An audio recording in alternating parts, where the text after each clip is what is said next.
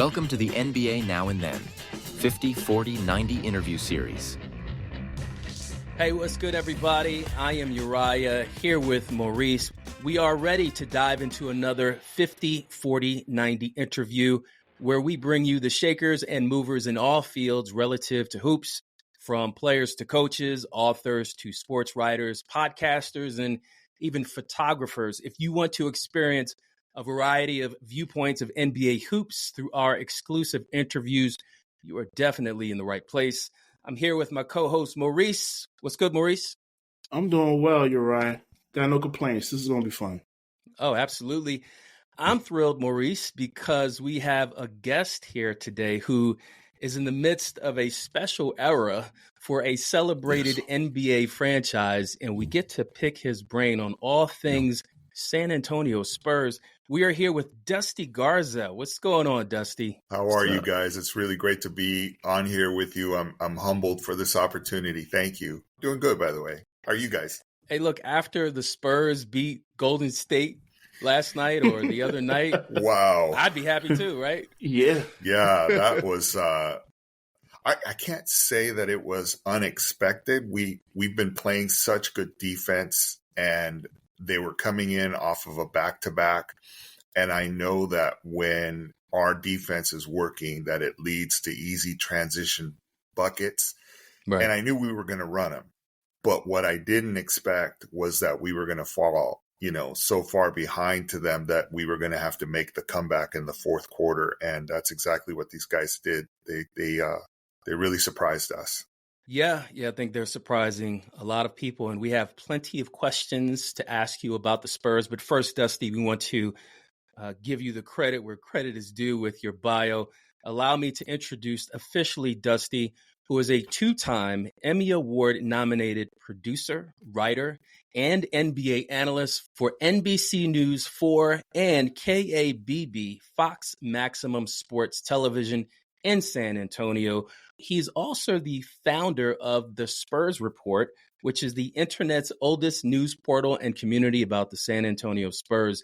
Dusty is also a contributor on NBA TV and Sirius XM NBA Radio. Whew.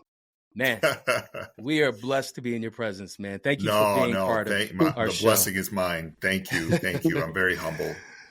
Yeah, so let's get right to it. Let's learn a little bit about your background, Dusty. Tell us how you became an NBA writer and analyst for NBC4 in San Antonio. Tell us about your journey. Okay, so, they always say it's not about what you know, but who you know. Yes. In my case, luckily, it's both. I had an experience when I was a young boy. It happened that a very old comedic star, luckily she's still alive, had gone to my elementary school here in San Antonio. And that's Carol Burnett. She used to be a big primetime, comedian. And she went to my school and she came back to visit once when I was, I don't know, maybe 5, 6 years old. And she gave this great speech to us. And she said, when opportunity knocks, be ready to answer the door, which means, prepare, right? So I never in my wildest dreams expected things to happen the way they did, but I was very blessed. It was the beginning of the internet days. And I had been studying at USC for my career in communications and television and film. I wanted to be a film and television producer, which I was lucky enough to do. So I had sort of parallel career paths, but I absolutely loved the NBA. I loved, following the games and so on and so forth. And I was a big Spurs fan. So at the time, literally, I was watching, games, and not very many of them at the time on satellite, remotely whenever I could and so forth, listening on the radio. It's really weird, but we had this radio station here, which I later worked for, WOAI, which is a Clear Channel, the flagship station for Clear Channel. Right. And I would listen at night in Los Angeles. I'd literally drive up a hill and listen at night to the radio signal from San Antonio. I could hear the Spurs games because it was a clear channel station. You could hear it across multiple states into Mexico and so forth. So I was trying to get as close as I could to the team. And then this thing came along called the internet. And back then, the internet was like Unix based. You had to learn you had to learn Unix language. It was just a bunch of nerds and geeks. And I had luckily some nerd and geek friends who had an on-ramp to this internet. And back then, the only people who were using the internet were like educators, scientists, They had these hubs of internet activity across the country. Government people. And I started to sort of accidentally blog about the Spurs. It wasn't called blogging back then. It was just, I started this thing called the Spurs Report, and I would blast it out over the internet on different sports news groups and so forth. Not very long after that, I had somebody reach out via email, and email was like a brand new thing too. Like, you're lucky to have an email. I had a guy reach out and he said, you're plagiarizing. And I said, what do you mean I'm plagiarizing? These are my own opinions. And he's like, well, your opinions are pretty damn good then, because, you don't live in San Antonio. So what's going on? And so I started talking to this guy, and I'm like, who is this guy? This guy knows the team pretty well. And it turned out to be a then assistant coach of the San Antonio Spurs, who grew up to be the CEO now of the Spurs, GM, great GM, Hall of Famer GM at some point, R.C. Buford. Yes. And so R.C. Buford contacted me. Look at Maurice. Maurice is like, what? I'm like, this is a crazy story. Yeah. So he and I started emailing back and forth, and always joking and having a good time and talking about the team. And he says, I'm coming to California to go scout. I said, oh yeah, where are you going to go scout? He says, USC. I said, oh, I know USC well. I just graduated from there, not long before. And he says, well, meet me at such and such gym. And so I went to campus, and I went to the gym, and I'm in the gym, or trying to get in the gym. And one of the assistant coaches at the time was like, well, you can't come in. The practices are not open to the public. Yeah. And I said, oh, I'm meeting, one of the NBA scouts is coming. And he's like, we have an NBA scout coming? And I was like, oh no, did I just give it away? And so I sort of got in trouble. But RC and I met for the first time at a USC practice, a basketball practice. We were able to convince him that I was a Trojan and that I was, just fine to let in, and I wasn't going to leak out anything or go to the other team. And we were there to scout a player who was unknown to me. And he asked me, he's like, okay, look at the players, who do you like? And so I picked the point guard at the time. I'm like, he's really good, not even paying attention to this guy who was sort of a muscle under the basket. And that guy ended up being Brian Scalabrine. And and he was there to scout. Brian Scalabrine knew exactly what he was looking for. I had no freaking clue. But I learned a lot from RC. And in regards to scouting, in regards to what the NBA looks for, I had a lot of questions like fans do these days. Why don't we trade for somebody? We had an opportunity to get that guy, and we didn't. And so I started to learn through RC and the education that I was getting a real solid, interesting bit of information and facts about the way the business really works. And in particular, I didn't know it at the time, how the San Antonio Spurs system, which has become now, a model franchise, was working. So I had been simultaneously at this time, I was also producing television broadcasts for the NCAA Big West Conference, which is in California. And I was doing games for them. I was actually doing color commentary and producing games. And it was a very infant also operation at the time. It later went on, and got distribution on Fox Sports and ESPN and so forth. But at the time, it was very infant and so forth. And I was getting a real interesting and I think, good education about basketball and the business of basketball. And I continued to write about it diligently. I started to cover the Spurs from afar. And I had this community. This Spurs Report became a community.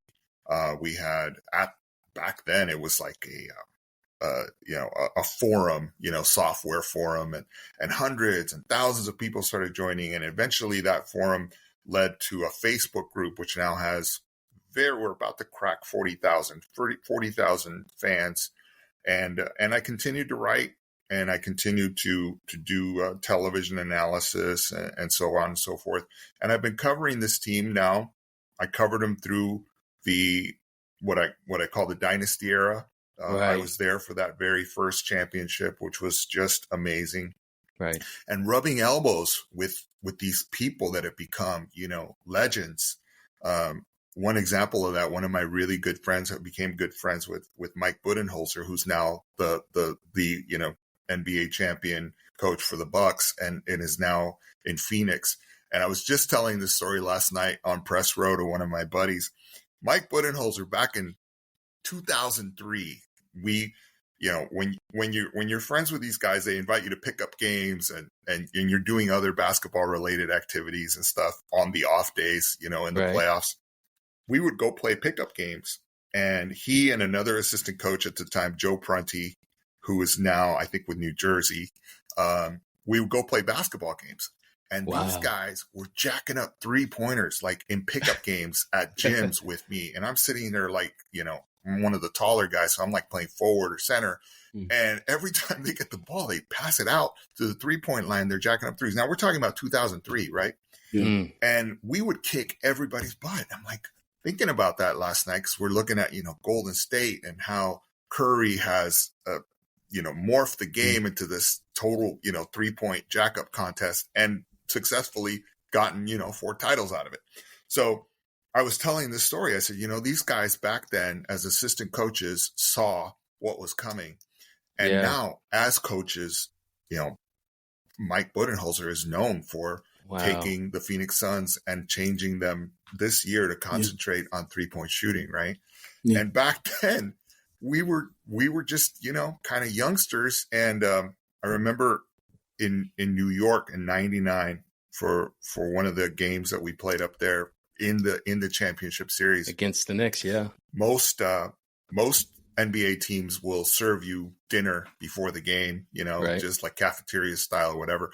And in New York, they were charging for it. And we weren't expecting that because everywhere else it was free. And New York is not cheap either. Yeah. Right. And so Mike Budenholzer is in line next to me and he's like, "You got $5 you can lend me?" And like the guy's a multimillionaire now, That's funny. It's crazy. It's crazy. I've had really an amazing experience in my life. I've always said basketball is my most loyal girlfriend. She's always there to love me and for me to express myself and to have fun. And I was lucky enough to play basketball, to love the sport, to know the sport. I got to play it all the way through college, not all the way through college. My freshman year, I realized I'm too slow and I'm too Mexican. So I decided to go elsewhere. But what was your position? Oh, at the time I was like a small forward. Yeah, the passing forward. Okay. And in college, when I was in high school, I was more of a center. But in college, like you get there and it's all these people that are taller, that are faster. And if you miss, a defensive assignment by 1 second, somebody's dunking on you. And I just thought, I better concentrate on my career, which I did. And I was very blessed to do. And so, here we are. Yeah, here we are. Wow. That's a great story, Dusty. I must say. It's wild, isn't it? Yeah. You can't make something like that up. To R.C. Buford. Yeah. Yeah. That's a ride. And ironically, before Maurice asked you about your favorite NBA players growing up, I just want to say we did a comparison episode of David Robinson and Patrick Ewing. It's one of our Legends of the Game episodes. Yeah. And in my research, I do the bio. Okay. Maurice does the teammate segment. In my research, I did not know this, but what RC did to ensure that David Robinson committed to San Antonio because of the whole Navy thing, I was floored. It was really intriguing. I'm sure you can add some more to that, but Maurice, go ahead and jump in with your next question. As a youth, do you have any favorite Spurs memories? Oh, for sure, Maurice. I mean, I grew up in a very poor side of San Antonio, and to a very humble family. I was lucky enough to get a good education at a Catholic all-boys school. But growing up, I was passionate about basketball and this team, and it was just something in me. I didn't really know why, but I guess it was my ray of hope in all the trouble and tumult that I was growing around, gangs and so forth. But I would literally, I would listen to the radio, that same station, WOAI. I would listen to the games because there was no television broadcasts at the time. Okay. Now we're talking like during the Gervin, years, like the late 80s or whatever. Okay. And every once in a while you'd get a television game on CBS that was tape delayed, against the Lakers, always against the Lakers, it seemed. But, we were playing them and they'd knock us out of the playoffs. But I would get on the bus at halftime. Why? Because at the old San Antonio Hemisphere Arena, I knew that the ushers, who were at the time volunteer firemen or firemen who were volunteering to take tickets at the arena, would leave their posts. So like the doors would be open. Anybody could come and leave by halftime. So I figured this out as a kid, and here I am, jumping on as a 10 or 12-year-old, whatever, on the bus. I'd go to the arena at halftime, make sure to get there right at halftime. And then there was no ushers like we have today. You could sit anywhere. So I'd find an empty seat, and I'd sit and watch the next half of the game. And I got to see some of the most fun, exciting games as a Spurs fan back at the time. And also I figured out by the time I was in high school, this concept of a shoot around, that teams would get to the arena early and have shoot arounds. And RC got a kick out of this when I told him, but he realized like how passionate I was about the sport. I said, we used to sneak into the shoot around and we would become the ball boys. People like, especially the opposing teams, they didn't know who the ball boys were in San Antonio. So my buddies and I would become the ball boys and just happily fetch rebounds for these guys and watch them, shoot. We're sitting here, helping the competition. And then that sort of smoothed over into helping the home team too. So we'd go and we'd be the ball boys. And of course, a lot of times there was school and stuff, so we couldn't do it. But on teacher off days or whenever we had the opportunity, we'd go to the shoot arounds. We'd sneak into the arena and nobody would stop you. And I got to see some amazing players and coaches at that time. I mean, we're talking about, the Lakers golden era of the fast break Showtime, Lakers.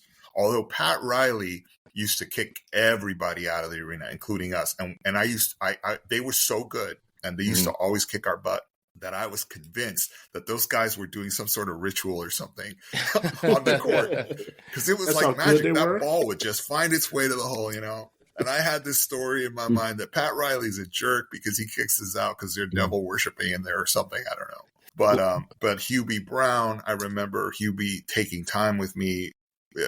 He was leaving and he asked for the ball and I was like, okay, coach, here you go. And he makes a free throw and he said, or not a free throw, a layup. And he says to me, you never leave a basketball court ever without making the last shot. And so that stuck with me. And that became a rule for me because, I just admired these guys so much growing up. And they were bigger than life for me. I didn't understand basketball as the business that it is. And it is such an incredible business. And there's so many factors and things that are going on behind the scenes that are motivating things. This new television contract is insane. There's so many political things that are happening and forces and points of attraction that are going on that are pulling teams and franchises and NBA ratings in different ways. All of that comes into play as I cover the team now, all these years later. And I'm very cognizant of the fact that it is a business. And of course, I try to appeal to that entertainment side and the sports fans who don't understand that. But I'm very adamant about trying to teach people, like, you got to look at it a different way. I said on a recent podcast or a space that we were having, I said, look, it's one thing when you're in the stands and you're watching the game, right? You're enjoying the game for what it is. But it's another thing when you're down on the floor and you're a player And as a player, you can see passing opportunities or basket opportunities, scoring opportunities, defensive matchups. You see the game differently, right? Absolutely. Same thing for us covering the game behind the scenes. We see things that are going on that are not necessarily apparent to the viewer in the stands. And so what I try to do is just try to bring that aspect to my writing and to my commentary on X and to just keeping people informed. Right. A lot of people don't like that. You guys are from Philly. You know how passionate fans can be. Yes. And so my rule is, look, everybody can have their opinion. Your opinion is not wrong. But then there are facts. And here are the facts as I know them. And I can have my own opinions too, right? Yeah. And we can agree to disagree, but I'm never going to mislead you. I'm never going to tell you something, false, and lose my credibility. Yeah. So I do the best I can, but it is fun, man. It is great. I love it. So let me ask you this, because I mean, all those great experiences, the people that you've met over decades, you're in a great spot with the culture in San Antonio. We want to know, what do you enjoy most about covering the Spurs the past 20 years? Wow. Well, it's a challenge, and it's an interesting challenge for me in particular, because I had my career going, my broadcast and television and film career happening in Los Angeles. And I had gone to school in LA thinking that I was going to come right back after my couple of years at USC. But the reality was that, 80% of the world's entertainment is created in Los Angeles, in Hollywood. So that's where the work was. And I ended up staying there. That's where my NBA and basketball related career started. So my challenge was, how do I cover the team from afar? And it was quite a challenge, but I luckily had relationships in San Antonio with television stations, with radio stations, with other journalists, and I was able to somehow do it from afar. For example, during the Dynasty years, it was not uncommon for me to be on the radio. We had like a little, it wasn't even a high-speed internet, like a cable modem or whatever. It was an ISDN connection, right? So we had an ISDN connection to my house, and I would hook up to the local radio station, and we would do the post-game show for the Spurs, the Game Night React, it was what it's called. And one of my good friends, Jeff Vexler, and I would host Game Night React, and we'd talk basketball all after every game. I had just finished watching the game on satellite, right? So I could comment on it and take questions and of course, blogging and being in charge of this community of all these fans. And so it was a challenge because I was covering the team from a distance. Now, whenever the Spurs would come into town, or even when they'd be in a nearby city like Phoenix for the playoffs or whatever, I'd go there. But it was always just sort of like the Spurs were the visiting team. This is the first year in my life, after all these years of covering the team, where I'm actually doing it in person. And one of the situations that I've come into and that I enjoy is that I come from a big media city. I come from a place where coaches and players get treated very differently than the, sort of friendly old style media that is here in San Antonio.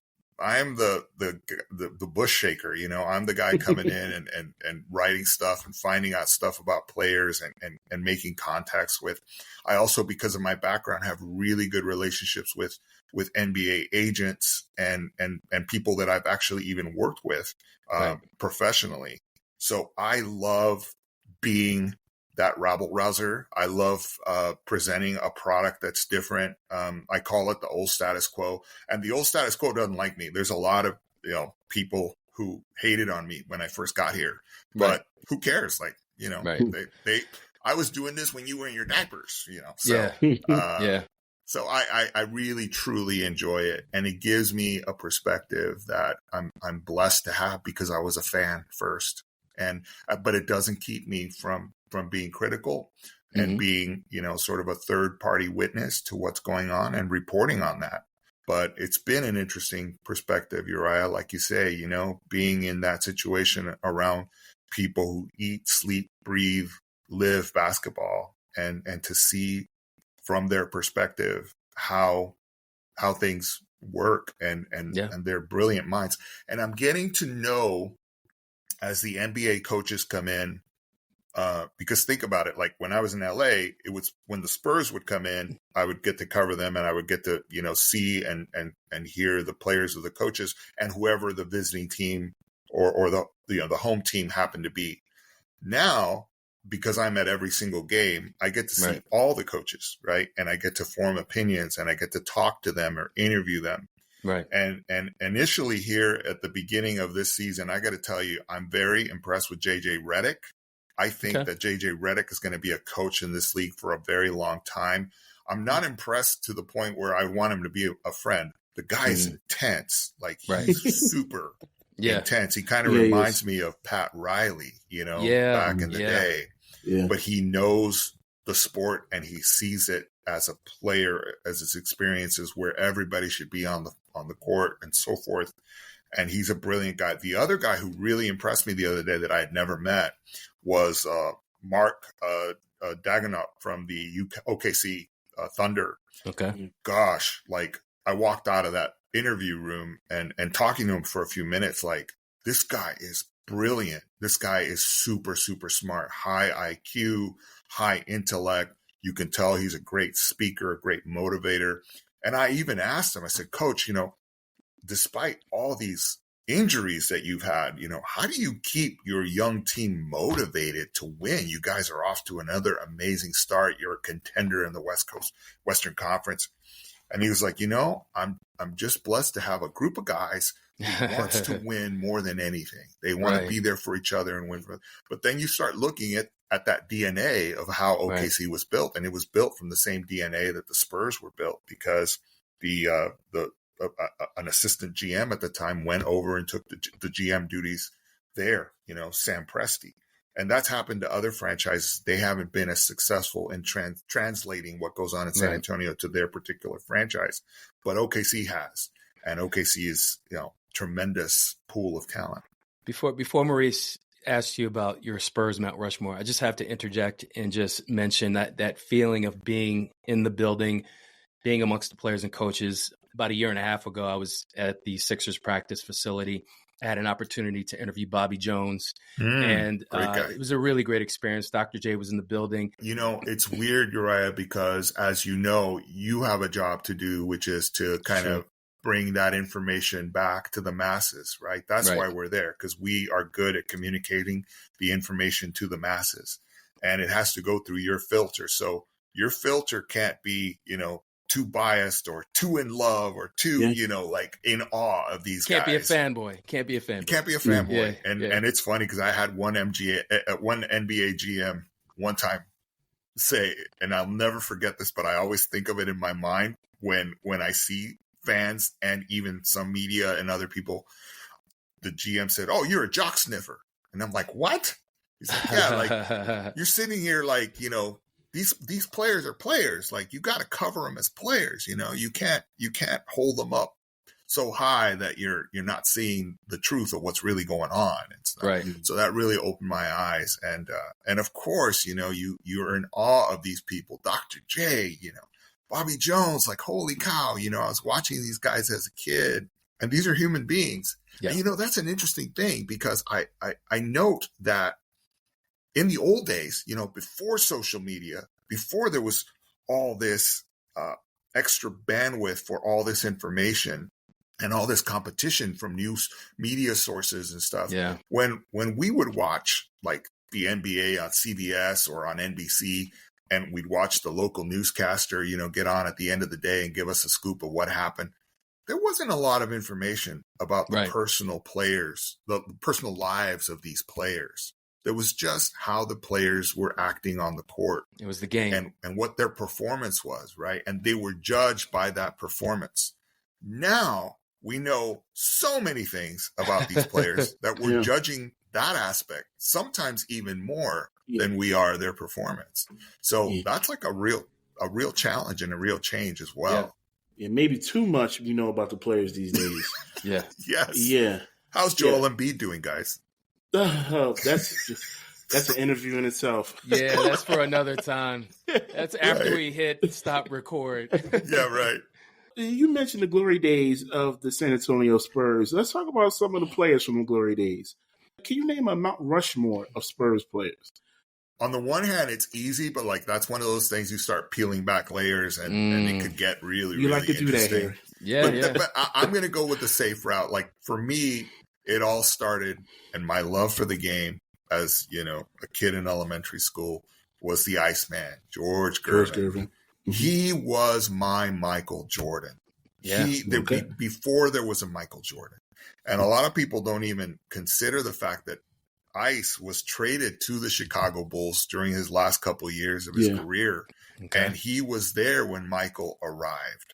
And so from what I understand, they weren't buddy or get along very well. But when you are in the presence of a guy like Michael Jordan, you learn, I'm like George Gervin, and you are Michael Jordan, you're learning things from him. And you're learning tricks of the trade and how to get to the hole, how to finger roll, how to do all these things, much like today's players in San Antonio are learning from Chris Paul. Yes. So it starts with Iceman for me. And again, I think if we knew his personal life and the struggles and the things that he was having, even, as a player and even, off with illness like drug addiction and stuff like that, we would have judged him differently, right? It would have been a different story, but he's a great guy. He's still very active with the Spurs organization. Then right after that is a guy who literally, as he was signing, he wasn't going to play yet for the Spurs, but he had been drafted. And it was the last event that I went to before going off to college, was the signing of David Robinson, who you just talked about, Uriah. Admiral. The Admiral. Like, wow, that to me was exciting because I realized what was at stake. I understood the sport for the first time, like what a first round draft pick, number 1 pick was. And then the excitement and uncertainty of what's this guy, are we going to have to wait 4 years? What's going on, for this guy to be able to play for us? And then right after that, and he was a great role model. He exemplified, what you would consider to be the prototype San Antonio Spur. Somebody who was a great leader, who was unselfish, who was a hard worker. I saw recently an article about he's probably one of the most underrated players. And David's gotten a lot of play and a lot of respect. Yeah. But when you really start looking at what he was able to accomplish in his career and what he did, there was a lot, man. That guy did a lot. Then followed by that, I remember watching the NBA draft and seeing the balls land the right way, and we got Tim Duncan. So you got Tim Duncan right after that. For sure.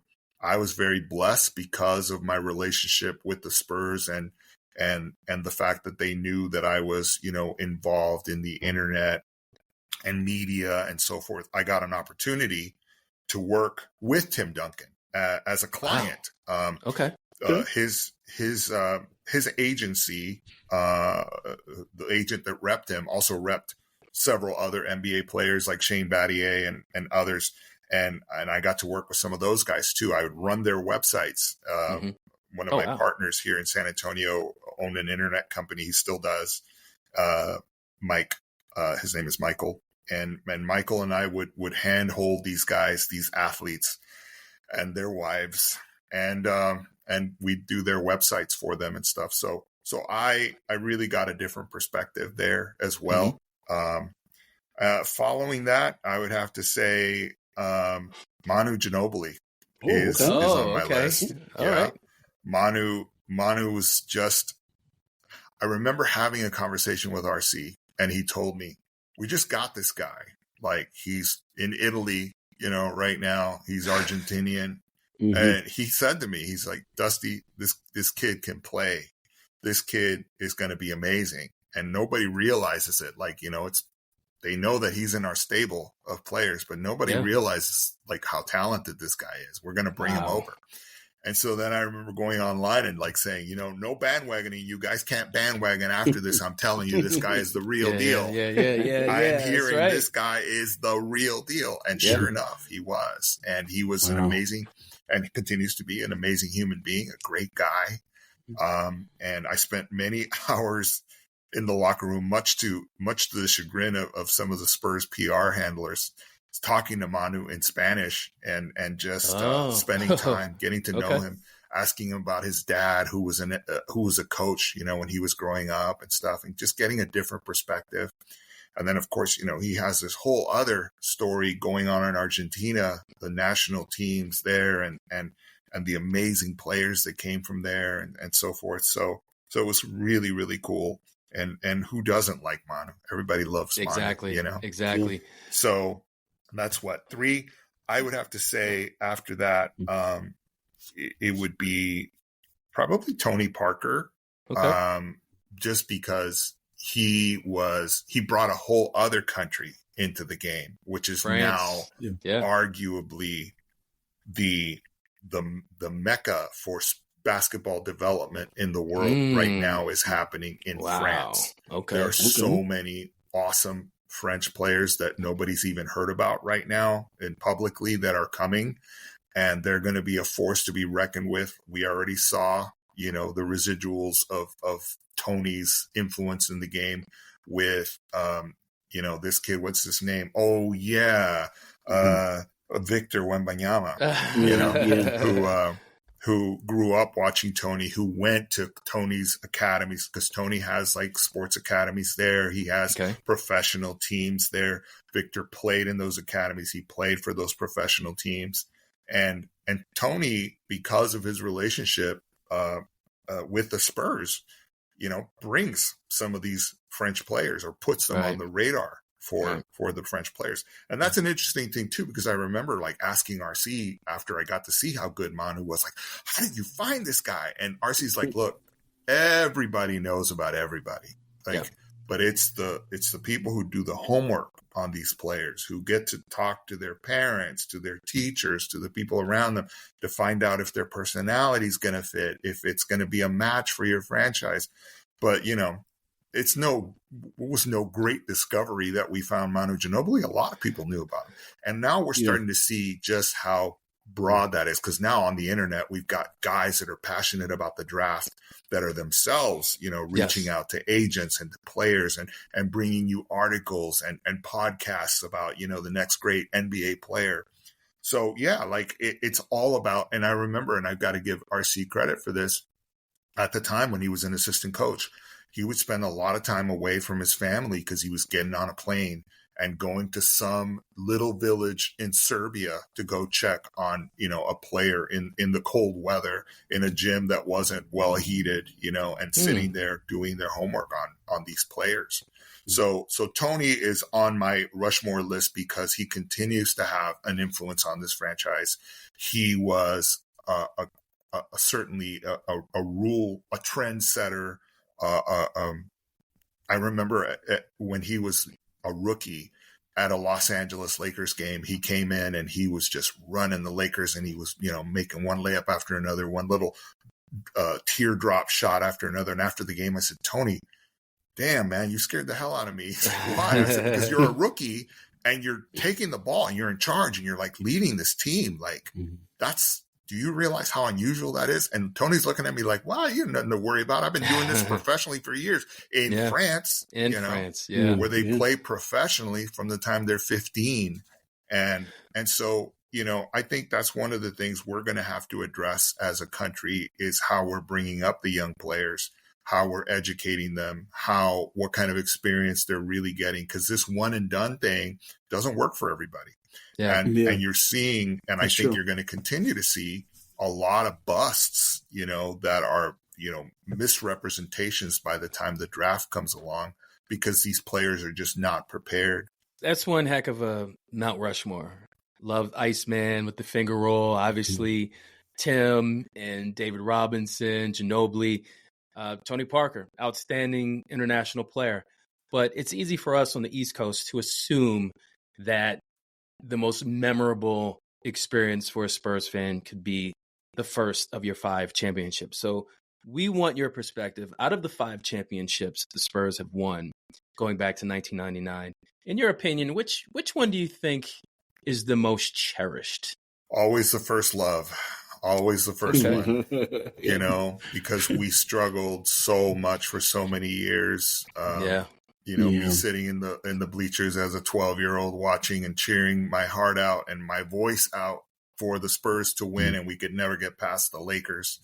You get to 99 and you've drafted the Admiral and all the drama that came with that. Then you've drafted, he needed somebody, he needed a closer. He needed somebody like a Tim Duncan next to him. And then you got this cast of characters, Bruce Bowen and Avery Johnson and Mario Elie. And these guys were able to do something unbeknownst to us. Sean Elliott had a kidney disorder that, that required a kidney transplant immediately as soon as the season ended. So there's all this drama going on. And then there was the most memorable game in my life, the one that was the most exciting to me as a journalist and as a fan, was that 1999 Memorial Day miracle shot by Sean Elliott against the Portland Trailblazers. The Portland Trailblazers came in that day. I was looking at them in the locker room going, how are we going to beat these guys? These guys are intense. They're so good. Yeah, and sure enough, they had us on the ropes. The entire game, we did not lead until we led at the end on that incredible Memorial Day miracle shot that went in. That was like a corner three, right? Was that like a corner three? Yeah, it was a corner three by Sean Elliott as he's falling out of bounds. He's throwing it over Rasheed Wallace, who just barely misses blocking it. And it was such a high arcer. And you're watching it in the middle of this, basically a football stadium, because back then the Alamo Dome was their home. And you're watching all this and you're watching that ball go all the way up and then go swish. And you're like, whoa, like the crowd was so loud. It was packed in there. It was just a really amazing, exciting time. And I remember going to Mike Budenholzer at the time after the game, because the next morning we were back for shoot around. Right. Because there was going to be another, that was game number one of the Western Conference Finals that year. And I remember going to Mike Budenholzer, who was on the floor. We were at the time, even as media, like recreating that shot, like pass me the ball as I'm falling out of bounds. Let's see if I can make it. That's hilarious. And the next morning, 'cause it was the talk of the town. And I remember going to Mike and saying, you guys, like, you just took their soul. Like, you just broke them. And he was like, oh, hell no. Like, we got to get ready for game number 2. Like, this is going to be a battle. This is not over. And I'm like, no, these guys are never going to recover from that. They can't beat you. They have it in their mind that they can't beat you. And sure enough, that was the end of the series. Like, we went and we swept them. Hey, Maurice, are you feeling a certain kind of way about a high arcing shot that was hit last second? Does that ring a bell as a Sixers fan? Just brought back some bad memories, Dusty. Yeah, Kawhi. I don't know if I could take it. Toronto Raptors. Yeah. Oh, that's it's funny because I left Kawhi off my Mount Rushmore, not because of any hate, right? Because he's a great player as well. Yeah. But Kawhi was I'm saying past tense because we don't know what his status is, but he was an incredible player. Yeah. He just wasn't happy in San Antonio. Yeah. I don't know all of the details of what went on, but when I would see him come to Los Angeles, especially one of the last times I saw him, I saw him walking down the streets in front of his team, like the team's trailing him. They go out, grab lunch together or whatever before the game. And he was covered with a towel and just like walking by himself with his head down, nobody around him. And you could just tell something was going on. But, I was happy for him that he got to go and play in front of his family, a family that has been bound by tragedy before, his spectacular career. And so I thought, that's a gift. And now we're getting it back in spades because we've got Victor and we've got Stephon Castle, who is, you can put us side by side. Matter of fact, I was working on an article on a piece. People are comparing the two-way player that Stephon Castle is as a rookie to wondering how, Kawhi Leonard statistically was his rookie year. And, we got these two-way players coming in. We got this amazing opportunity to revisit our greatness of our franchise. And it all starts with Pop and with RC and what they've built. And it stood the test of time. And we're starting to see the pieces come back. But getting back to the original question, I think that first championship was so hard earned. Yeah. It was so magical. Like we wanted it. to continue to talk about the current Spurs roster, let me just ask you this. Do you think they're a playoff team this season? I was probably, if not the only one of the only ones who after media day, and again, like, I don't, I'm sort of guessing because I wasn't there the year before on media day. I wasn't in the presence of these players. So we're talking about a team that the last 2 years, they've won 22 games. They've been miserable, horrible to watch. And after media day, I tweeted something, and luckily it's still there. I said, guys, it's weird, but I get the sense from this group that it's playoffs or bust, that they are focused, that they've been busy all summer. I had done a story on Keldon Johnson's transformation over the summer, how he had been in the gym working out. He took it personal. Fans were always, wanting him to be traded, and you have all these rumors. It wasn't coming from the team. These trade rumors weren't coming from the team. They were mostly, media and fan driven. And so I really thought, this guy's taking it personal, and he's changing his physique. He's changing his game. He's going to be amazing. So I saw that happen. And so bringing that sense of how we're going to, how personally a lot of these players were working on their game, and how personally a lot of these players were challenging themselves to become better players. And then seeing them all as a group, you got the concept of, wow, these guys have a goal. Like they want to prove something this year. Yeah. And so last night, or, when they played Golden State, Stephon Castle, I asked him, I said, Stephon, how's the locker room feeling? And he said something that is blowing up on Twitter still, like people are sharing it and talking about it. Right. He said, I think we feel very connected. I think, we're starting to win games. We're starting to know that when we walk into the arena, we can beat these teams because of how we're playing defense and how we're executing on our game plans and listening to the scouting reports and so forth.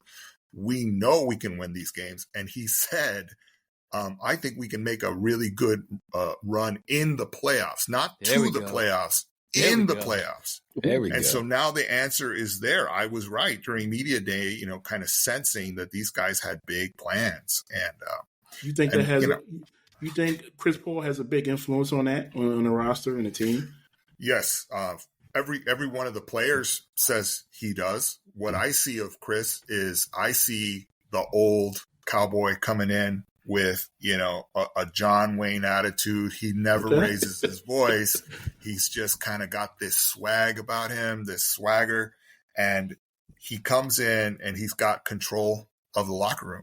And he's talking to these guys and joking around with them. All the guys call him Unk, and they call Harrison Barnes Unk too. And all these young guys who are like, we got to remember, these guys are like, some of them would be sophomores in college, and they're sitting there playing professional basketball next to these guys and taking it all in.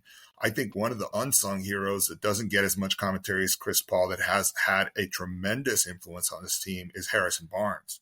And I studied Harrison. I watched game tape. I did research on his background and stuff. And I've talked to him several times during this early season. And I said, Harrison, you went from being the man, like when you were in high school, you were the number one recruited player in the country who, everybody wanted, their colleges all wanted you to go play there. You get to college, you win an NCAA championship at a University of North Carolina. Then you get to the Warriors and you win another championship. Then you get to Sacramento and you become a role player. And as a role player, I noticed that your shooting efficiency from 3-point range went up. And he was like, yeah, because I was barely getting the ball. And when I would get the opportunity to shoot, I wanted to make sure that it would go down.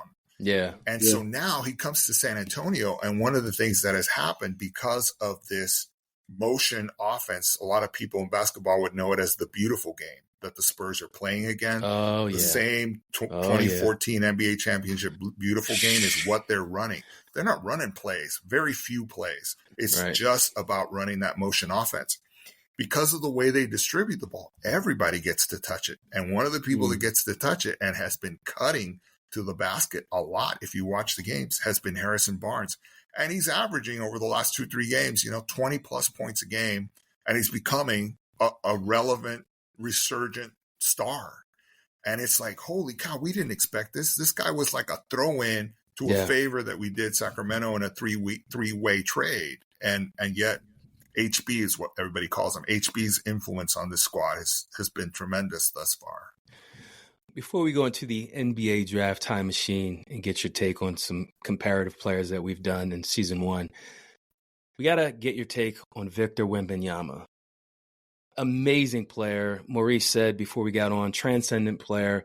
Please tell us, Dusty, what do you make of his game and what do you think his ceiling is?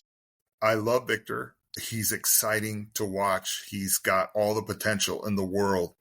And it's hard to figure him out because he's such a student of the game. And there are some things that are going on behind the scenes sometimes that you don't know. And he doesn't really like to show his cards. He likes to let his game do the talking.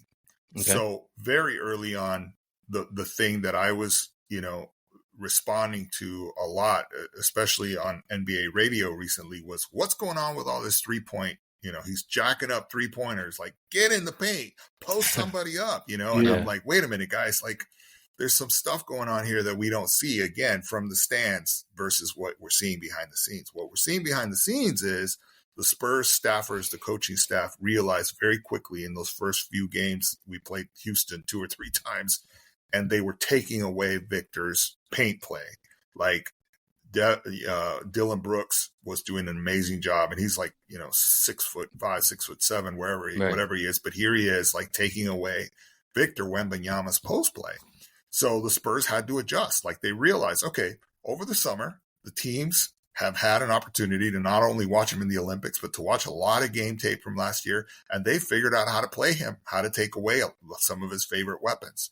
So they quietly said to Victor, look, we want you to start doing what you do in practice. We want you to start hitting some 3-pointers from the logo, Okay. Yeah. And this is a guy that's so tall that like a logo shot for us is the equivalent to like a regular 3-pointer, for him, because he's so tall and he's got to arc that shot, in a certain way. So he's taking the shot from what seems to be an incredible distance to us, but for him, it's like a regular 3-pointer, perspective. And so he starts doing that. What was driving me crazy and that I was criticizing was like, oh, wait, hold on. Fundamentally, dude, like we got 18 seconds on the shot clock. Like, why are you jacking up these threes from the moon and doing it with 18 seconds on the shot clock? Doesn't make sense.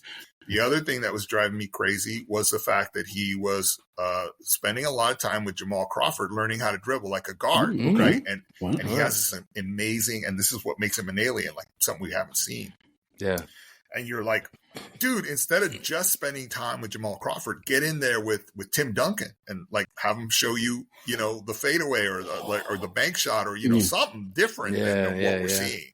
And so I was very critical of Victor. I continue to be, because I think that with great responsibility, or with great talent like that, it comes great responsibility. But there is a whole different layer. While we're all playing checkers, the Spurs are playing, chess. Yes. And there's things going on behind the scenes. And the very first thing that I realized was there's a whole contingent of, and there's some of my favorite guys to hang out with in the media room. And I just love them as people from France, these French reporters. And the French reporters have a certain repertoire with Victor. He tells them things in French that he doesn't tell us in English as the press. And they get their own questions, like usually at the end of press conferences, all the French reporters get one question. And so he'll answer questions. My French isn't perfect, but it's good enough to understand some of what's going on. And he'll tell them stuff and my jaw just drops like, wait a minute, what? And so like the subject of discussion recently with Victor was, this 3-point shooting, this crazy 3-point shooting. And one of the French reporters asked him, are you frustrated at all with because you don't want to say like, dude, you suck. Like you're not making any of your 3-point shots. Are you frustrated with your 3-point shooting? And he said, no, because it's all part of my development and I trust my coaches. And I know that what they're in the direction they're leading me is the right direction. And I was like, wait a minute, what? So the team is behind this? And then Coach Pop at the time before he fell ill said, we want Victor to shoot. Coach Mitch Johnson, who's now the coach, says, we want Victor to use every weapon that he has. Right. And even Harrison Barnes just said, I'm not worried at all about Victor's shooting. We see him at practice. We know the work he's putting in. And then they started falling. and the entire conversation from one week to another changed. All the attacks and all the people running around with their hair on fire against Victor started to change their opinion. And it'll be interesting. I said this a couple days ago, to see how the rest of the NBA adjusts, because JJ Redick came in with the Lakers. Right. And one of the things he did was he started putting full court pressure on Victor. They weren't letting him be alone the entire time. And he struggled that game against the Lakers, which we ended up losing by a few points. But I thought, okay, if anybody else in the league is watching this, JJ Redick just found a cheat code. He's going to take away even his logo 3-point shot. So it'll be interesting to see how he adjusts, but I have no doubt that Victor will adjust and he'll figure it out. And we saw some of that in the fourth quarter last night. And it was great to hear the coach say what I've been saying. He said, Victor, when he stayed with the fundamentals, and when we got to the fourth quarter and he was in his rhythm after missing a few games, he was outstanding. And that's right. That's the only thing I hold Victor accountable for is fundamental, dude. Don't dribble the ball too much. Don't, keep that ball moving. It's a simple offense. Yeah. That beautiful game offense is almost unguardable, but the simplest rules, I guess instructions are being given to these players. Yeah. You have 1 second. When you get the ball, you have literally 1 second to decide, I'm going to cut to the basket, I'm going to kick it out, pass it to somebody else, or I'm going to shoot it. You got 3 choices. That's it. If you hold it up, the whole offense breaks down because, people can then start double teaming you or putting pressure on you defensively. So it's a really interesting dynamic to put a guy like Victor Wembanyama in. You start adding pieces like Stephon Castle and whoever we're going to get in this 2025 draft. And now you're talking about some serious trouble. You may be even talking about some serious trouble this year when you get all of our players healthy back, Jeremy Sohan and Devin Vassell and everybody. You see sort of a vision of what this team could be. Yeah. And and I love the fact that it's a team by committee, even though Victor is the star of the team. It can be anybody's night, And lately it's been Harrison Barnes' night. So and you got one of the greatest coaches coaching them. So you still do, even though it's by proxy right now. Coach Pop is not. He's doing well. He's going to be okay. But he's going through rehab after the stroke that he had, and the way that I'm hearing it, he may not be back. Ever to coaching. Because, no doctor in their right mind is going to want somebody who's gone through a stroke to get back in a situation filled with stress and anger and, all these, factors that come into play.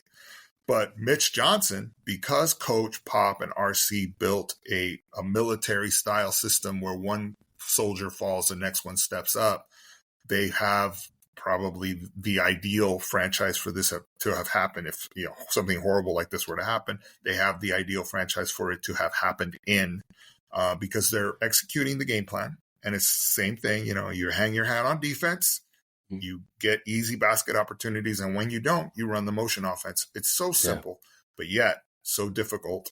And it has the other team scrambling, to defend these guys. Well, Maurice, you ready for some NBA Time Machine? Yes, let's do it. Actually, before the Time Machine, I have a question for Dusty. Oh, yeah, go ahead. Sure. I have one question. You mentioned Victor Wembanyama as an alien.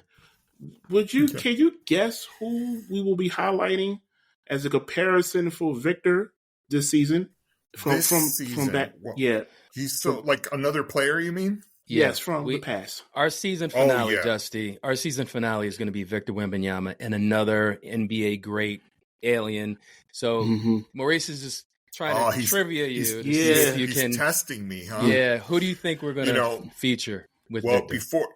Only because the subject is in my head right now, and I think it's one of the best tools that was ever given to me. And it's a tool that, interestingly enough, every GM, every scout, every NBA person who's in charge of player personnel uses. Right. And it was a tool that was a hint that was given to me by R.C. Buford. He said, when you see a player, you have to ask yourself immediately what the potential of the player is to play in the NBA. And you do that by asking one simple question. And the question is, which NBA player, past, present, from the old days, you know, or presently in the league playing today, does he remind you of?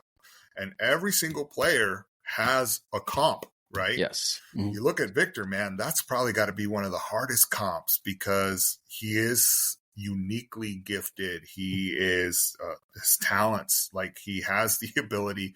I think Jamal Crawford said this guy is like a guard. He sees the game like a guard, not necessarily like a big man. Right. And so, you know, I mean, obviously the easy one without me doing a lot more research, because you would need to do research. Usually when I see a player right away, like I can say, oh yeah, he reminds me of, you know, so-and-so. But with Victor, because he was influenced so much by Kevin Durant, I would think that Kevin Durant is a possible target for a comp, even though, you know, you're not talking about a big man. I think Ralph Sampson is another one who comes to mind. That was an option, Yeah, definitely an option. Yeah. But I'm curious to hear who did you come up with, Maurice? Wilt Chamberlain. Oh man, that's its that's its own bag of worms. Someone that no one had seen coming. Someone that even back in the 60s and 70s, people were like, "What do you do to stop him?" Right. So that's who we're comparing in our season finale, and we will definitely share that episode with you to get your I'm going to opinion. tune in for that. Not only am I going to tune in for that, I'm going to retweet the heck out of that because that's definitely going to be of interest to Spurs fans. So let me tell you something, Dusty. The irony of you being here right now is fitting because today I was editing the episode of Tim Duncan and Nikola Jokic. We did a 2.5 hour comparison. I trimmed it down to 2 hours. And then our episode that just released today was Chris Paul and Jason Kidd. A lot of similarities with these players. And just one other thing to let you know, like, completely respect what you do. Fans, especially now with the way that sports betting is, like, fans are hanging on to every word about analysis and player profile. I think what we do at NBA Now and Then is we try to be yin and yang. Yeah. We're not jock sniffers.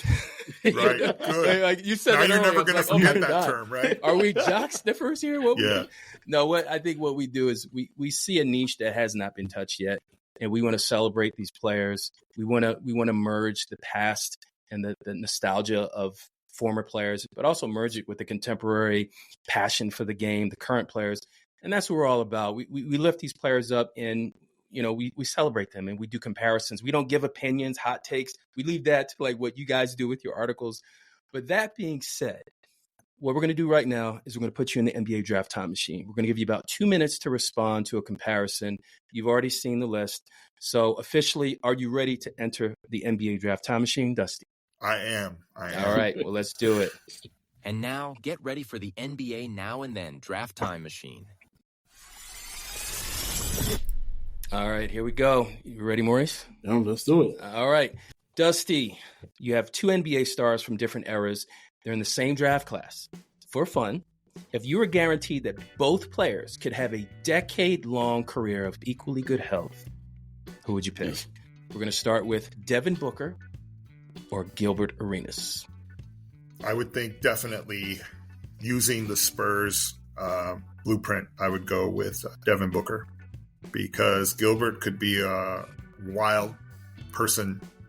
He's definitely had drama, and you don't want that in your locker room. Yeah. So Devin Booker's it for me. Okay. Yeah. Even though we don't see how we have no idea how the story's going to end yet for Devin, right? But but just based purely on the Spurs blueprint, go with Booker. Okay. All right. Jason White Chocolate Williams or LaMelo Ball. Oh man, that's a good one. You know what's hard is I'm thinking about So here's how I'm going to qualify this. I'm going to draft based on my team's needs. These are two guys that are just awesome players, right? Great passes. If I'm using the blueprint, I'm leaving LaMelo off right away because LaMelo also comes with drama sometimes. In his past, he's cleaned up though nicely, real nicely. True. And we've gotten his dad out of the locker room, so that's good. That's also really good things that are playing in his favor. But if I'm drafting for my team's needs and I'm using the Spurs current roster as my team's needs, then I'm going to go with Jason. Because Jason knows how to get you the ball exactly where you need it. He knows how to.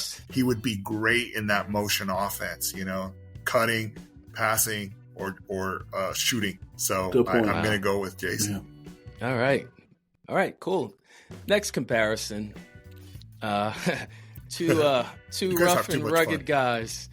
Let's go with Draymond Green or Ron Artest, aka Metta World Peace. Who would you go with? Oh man, that's an easy one. You got to keep Ron and his drama out. Like if I'm using that Spurs blueprint, right? Yeah, that's making my. That's interesting, right? Like this is an interesting sort of perspective all of a sudden, like that I've gotten from this little exercise. If I'm using that Spurs blueprint for how you draft players and who they are, it makes it so much easier. Like you take all the guesswork out because you're leaving all the drama out. Now I'm gonna eliminate that for now and say I would go with Ron Artest because he is a better defender than he was never in the right situation team wise to have gone and won as many championships as Draymond has, but from a defense standpoint, like that guy's incredible, and that's what the Spurs hang their hat on is defense. So if we leave the drama out and we go ahead and look past it and we bring him in, that's who I would take for sure in this particular situation. That's fair. All right. That's fair. That's fair. Penny Hardaway or Shai Gilgeous-Alexander. 10 years of good health, guaranteed. 10 years of good health, guaranteed. That's right. Because I was going to say, I'm glad you said that because we don't know how the story's going to play out, right? But I would have to say probably because of his edge in scoring, then it would be SGA over Penny. Although Penny also was an incredible ball player. You never really had the drama. He showed up, he went to work, he practiced hard. And SGA is interestingly, one of the things I noticed about SGA was like how thin he is in person, and he takes a lot of attack, like getting to the hole, the way he does. But with his body, I was just surprised that his body holds up that well with so many muscle guys like taking shots at him every night. So yeah, I'll go with SGA. I think he's very, very talented. Okay, sounds good. How about this one?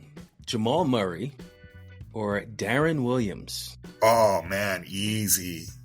Darren Williams, because Jamal has this tendency to be a streakier player. I think, he can if he gets hot, like that's awesome. That's great. He's not going to miss. He's going to be awesome. But I will take the serenity and the flow of Darren. Okay, sounds good. All right, and this is the stumper. This is the one that gets everyone. Luka Doncic or Larry Bird? Man,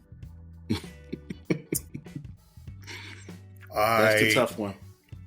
I'm going to take Larry, and again because of the defensive edge that he provides me versus Luka. Luka can score he's a walking bucket, no doubt.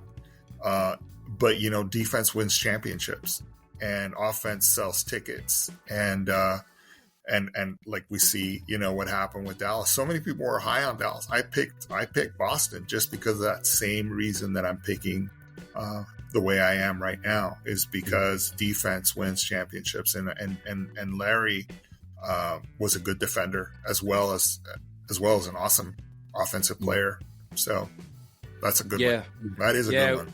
When we did that episode, Dusty, we definitely fleshed out some little details. And one of the things is his defense was overlooked. Larry Bird absolutely was an all-defensive player, and he hustled. He took defensive assignments that most people would cringe at, like guarding Julius Erving.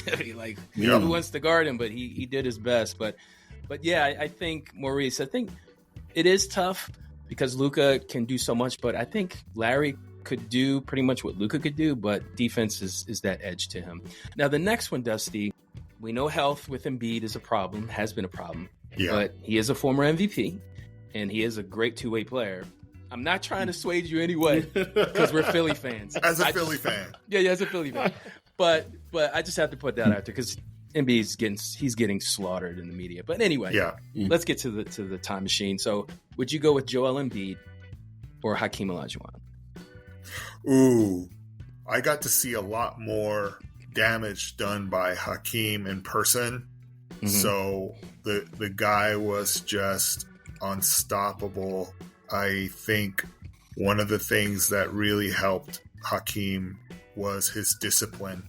He was very disciplined. He had a great faith. He probably still does in his religion. He never got off the script, spiritually, and that really helped, I think, his game in the NBA.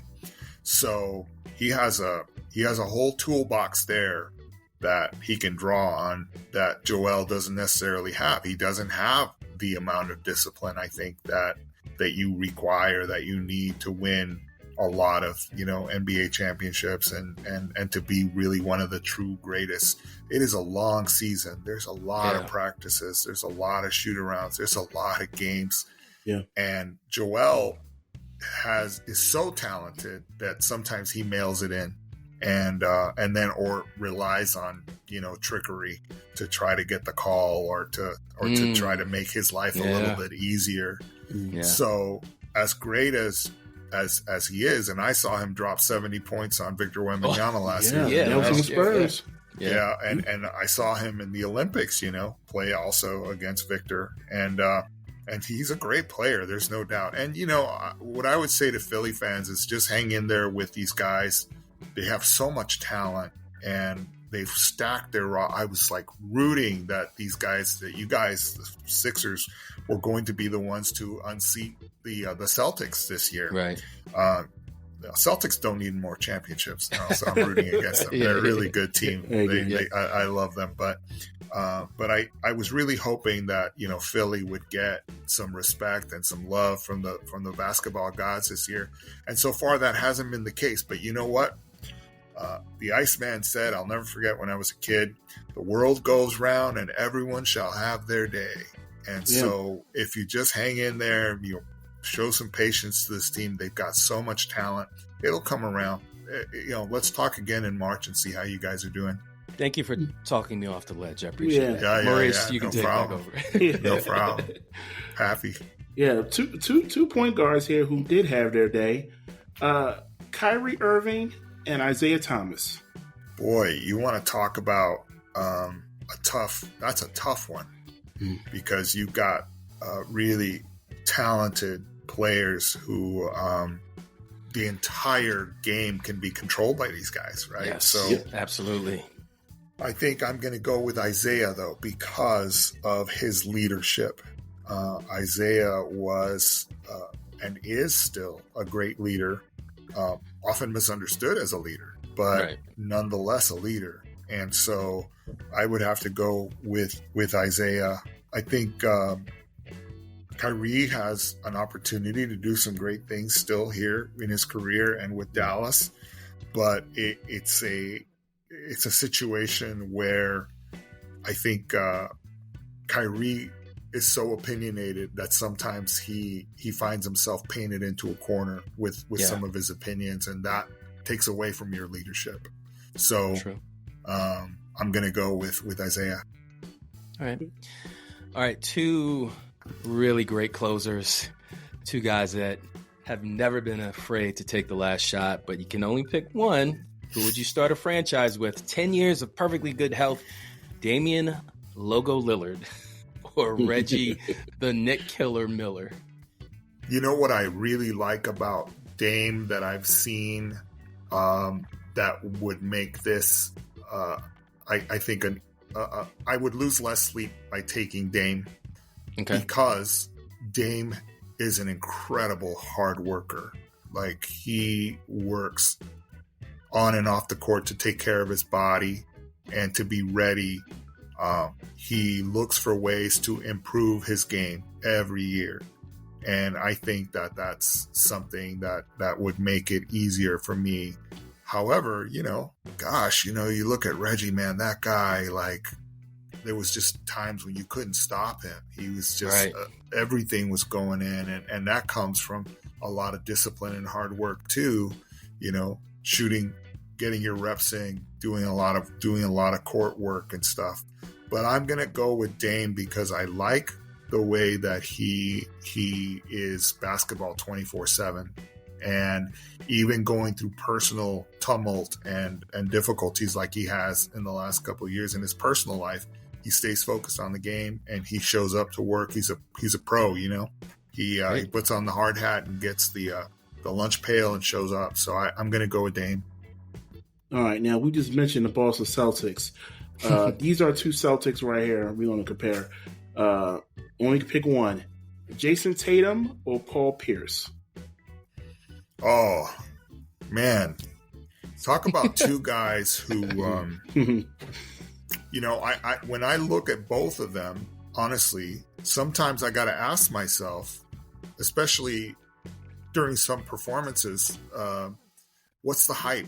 Like, I really have a difficult time jumping on the hype train for some of these guys, for a couple of these guys. They're talented, yes, but there's some shortages in their arsenal of weapons and in what makes them up as a player. I that's a difficult one, but because of the way I saw him perform in the finals and when the games were on the line and how he stepped up, that's the only edge I'm going to give to Paul Pierce. I'm going to go with Paul. I'm not on the hype train for either of those guys, but I'm going to go with Paul. All right. How about these 2 point guards? Would you go with De'Aaron Fox or would you go with Nick Van Exel? Wow. I saw Nick Van Exel with the Lakers for years, and then in San Antonio as well. But De'Aaron Fox is special. De'Aaron Fox is a real special talent who we haven't even seen the best of him yet. And he already has nights when you're just, even recently he had, this streak of games where he was just putting the ball in the hole and finding a way. Plus he also plays really good defense too, which is underrated. So I'm going to, this is for me a slam dunk. I'm going to go with De'Aaron Fox for sure. Okay. All right, now back to the big men. Rudy Gobert or Dikembe Mutombo? Oh my gosh. Definitely Dikembe. That was easy. That was quick. Yeah, definitely Dikembe, because Rudy Gobert, as he does to so many fans of whichever team he happens to be playing with, he drives them nuts. Like, there are times when Rudy appears or comes across as kind of lazy. There are times when he doesn't do the smartest thing fundamentally, and even though he has these great skills and this amazing ability to be a great defender and keep shots away, you got to go with the other guy because he's a legend, and he always showed up, and his reputation off the court as a person, as a human being, was amazing. And I believe it was for a reason. I believe that he had a special heart and a special talent that he was able to maximize. Because at the time, he was also a trailblazer. Like, not the team, but literally a trailblazer. He was trying to find a way to stay in the NBA, and he found a niche, and he did it. And so I'm going to definitely go with Dikembe. Yeah, ironically, Dusty, out of the dozens of comparisons we've done, that episode was one of our highest rated episodes in terms of downloads. I couldn't put my finger on it. Every time I look at our numbers, I'm like, why is this comparison so popular? But I guess the fascination of big men. And obviously the international effect that has a huge impact on our numbers. But this next one, Dusty, is my favorite comparison, and I'm dying to hear who you choose. Oh, no. Who would you go with?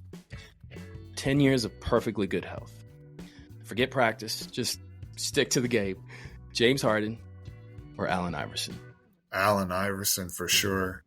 Because the unfortunate system I'm using as a grading card, and the grading card here is the ability to close out and win close games when they matter.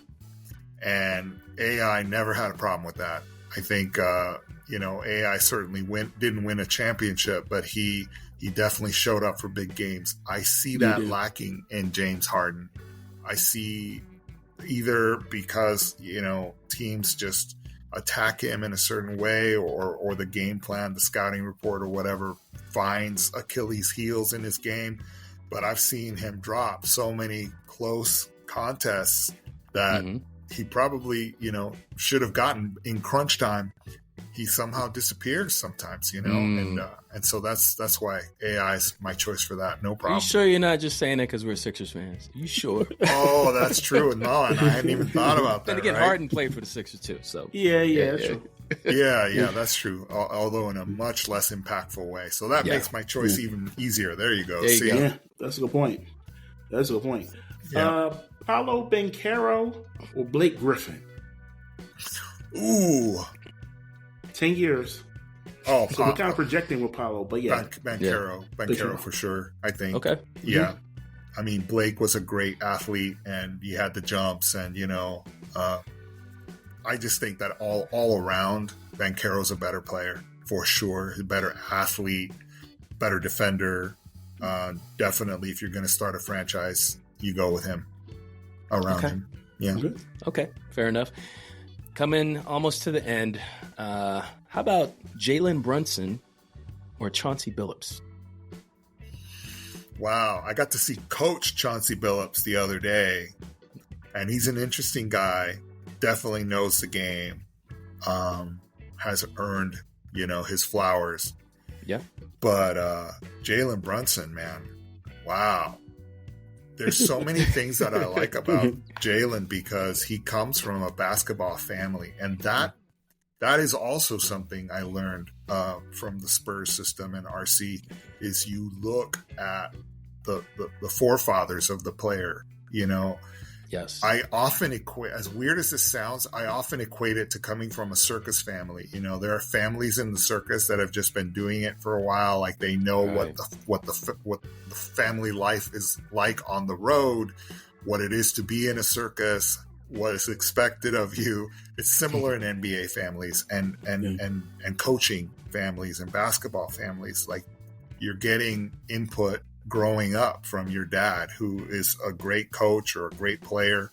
And Jalen has that in his dad. His dad is a really great coach. And I know he's been embroiled in some controversy here, even in the last week or two, the NBA supposedly looking at that situation, picking on the Knicks, that, they're circumventing the cap by paying his dad and giving him a raise or a better position. But it's all BS, man. He's earned it. He's a really good player development coach, and look who he has spent time developing, and the effort and the results are there, like his own son. So I'm going to definitely go with Jalen. Temple University grad, right? Exactly. Yeah, exactly. Very all right, good. Now this is our final one, and this is a curveball. It's the 1984 NBA draft against the 1996 NBA draft. 94, man. We have so many great players. Both of them, right? But I would definitely say 94 for me. I think. 84. 1984. Oh, I'm sorry. 84. That's what I meant to say. I was processing the right year in my head, but I was saying the wrong year. 84 was just so deep. So, what was funny about 84 too is like there were no real surprises. Everybody knew that these players were going to have great careers. So, it was like a a positioning thing if you were a GM trying to get those guys. Like, I want him on my team, So I think for sure, and it's close because, like, I'm looking at the history, right, at the chart, like what happened to those draft classes. But 84 definitely would be for me. I think probably, too, because I was younger and seeing the game from a different set of eyeballs. I wasn't a jock sniffer, but I was, definitely in awe of the players that came from that draft. So I'm going to go with that. Okay. I think everyone that we've had in the time machine, Dusty, has picked 84. And good. And I would probably go with that too. But all right, as we come to a close, we have a few more questions. Sure. We want to ask every guest that comes on here, if you were to suggest a comparison for us to do in the future, an episode, devote time to talk about their biography, their statistics, their accolades, as well as their teammates that they played with, who would you suggest to us? Who would you like to see us compare in the future? Well, if you wanted to get a bunch of downloads right now, I would do, obviously, he hasn't played a full season yet, but I would do that comparison between Stephon Castle and Kawhi Leonard, because they're both amazing two-way players that, Stephon, if he's showing us what he's showing us right now as a rookie, what is his career going to be like, Okay. So that would be my personal favorite, like, Castle. Right now, just comparing what we've seen so far. And that'll get a lot of hits. Like, a lot of people would go nuts for that one, I can tell you that. Castle, we're going to put him on the list, Maurice. Yeah. Maybe we wait until after the season is actually over, right? We'll see. But that's a good one. Okay. Well, I'm sure you've probably done Duncan and Garnett, right? Or have well, you not? we did Tim Duncan and Nikola Jokic. Jokic. We're going to do Kevin Garnett and I think Chris Webber. It's going to be a Legends of the Game episode, I believe. Yeah. Interesting. So, we're going to do those two. Okay. But Castle, I definitely want to put that on the list. Yeah, for sure. Especially, I think after the season or whatever, because it's been such a surprise. But and we got to see what happens when we get Devin Vassell back healthy. Is he going to take Stephon Castle's starting position? Yeah, it's gonna be hard. But I would put that on the list for sure. And if I were to do or want to jump into an episode, and I think that this is one that even Kevin Garnett would tune in to watch, is the comparison between him and Tim Duncan, because they were such great foes. And Kevin believes that he was a better player than Tim, right? And that if you had stuck, I don't know if Kevin said this or somebody else, but like, if you had stuck Kevin Garnett in with the Spurs and taken Tim Duncan over with the Minnesota Timberwolves at the time, if how those teams would have turned out at the time, Well, I tell you what, Spurs have continued to be great. Would the Timberwolves be the same team? So I think that's a good one to put a magnifying glass on. That's who I vote for. We got you covered, though. We actually do a Mount Rushmore episode where we compare players. So we're definitely going to do a comparison with those guys. Yeah, those guys. Definitely. Yeah. Back in the day, they went at each other. Absolutely. Yeah. And of course, the last one on my list, choice C, which is still playing out, would be the Rookie of the Year race last year, which caused so much controversy in fan bases. But this will get you numbers, is Chet Holmgren and Victor Wembanyama, especially as things were playing out this year. Like, they were off to the races, and those guys respect each other, but they're definitely foes. That might be a great category segment we do. We do special episodes outside of our comparisons. But yeah, that rookie race was interesting. Yeah, for sure. So and we're still going to see so many years of these guys, That's what's great, because they're so young. They're so young. Yeah. So, Dusty, do you have any projects coming up that you want to plug for us to share? Any you going to write a book, or you got anything going on? I am working on a book, but I don't want to let it out yet, because then somebody else will do it. But I have been toying around. I'm working on an outline and tapping into some stuff. I want to, my books won't necessarily be, and of course, you want to appeal to the public, but it gives me an opportunity to sort of dig deeper into a subject that I like. Okay. And I will say, in a broad sense, it has to do with player development. in our system versus like France and other countries and stuff. So I want to dive into that. I've already started outlining. I didn't think there would be enough material, but there seems to be enough material. Okay. Other than that, I'm excited about the fact that we're going to be doing more Spurs stuff on television coming up in December and through the rest of the season. Okay. Right now, our Spurs coverage doesn't ramp up, and I don't get to be on TV until starting in December. So that'll be good.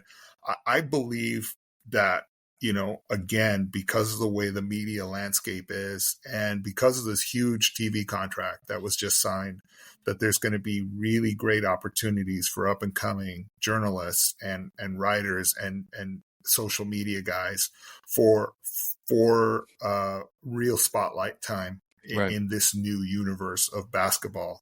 The league, as popular as it is, and as much as we've loved the league covering it, Uriah and Maurice, we've seen nothing compared to what's coming, especially from a worldwide perspective. This league is going to be more popular than ever and watched by more people. I agree. And what's intriguing about it, and what I love about it too, coming from a television and film producing background, is there's drama, there's storylines, there's like this whole WWE, aspect to the league. So I'm really excited about that. That's the project I'm working on. Is the future. How are we gonna continue to cover the space and what's coming next? And the way that, by the way, there are technologies coming that I've seen not only blueprints for, but beta tests for, that are going to make the experience more immersive than ever. Okay. And so that's going to be fun too. Like that's going to be amazing. It's going to take game watching to a whole new level. Yeah, it sure is. It sure is. And now before we go, Dusty, can you let our followers know where they can find you at? Yeah. Definitely look for me on X. That's the place that I'm most active. Spurs Reporter at Spurs Reporter. And then I'm writing articles for News 4, San Antonio, and KBB Maximum Sports, which I'll be doing more video content. We do have some video content. We also have a YouTube channel, Spurs Report on YouTube. And then if you're on Facebook, if you're not an X person, we have a huge community over there. There's lots of different Spurs groups that I'm involved with over there, but the one that I started and the one that we have 40,000 screaming San Antonio fans participating every day. And I love it because it's a two-way, conversation, is at Spurs Report, a Facebook group, a Spurs Report. So you can easily find those. Spurs Report on Facebook, Spurs Reporter on X or Twitter. And we're there all the time. Wow. From Carol Burnett to Victor Wembanyama and everything in between. Dusty, your story has been fascinating. We cannot wait to share your story and your amazing coverage for the San Antonio Spurs. We are extremely fortunate that you gave us your time tonight. And personally, thank you very much for being on our show. Thank you, guys. I've loved it. You guys are like soulmates, man. I appreciate you inviting me. I feel like I've met a couple of really good new friends. We're all going down the same railroad path, Absolutely. So let's jump on the train together and let's do this. Let's do it. All right, guys. Thank you for everyone for listening and watching. NBA Now and Then, the greatest comparisons with Maurice and Dusty Garza. I'm Uriah. Thanks for tuning in. We'll check you out next time.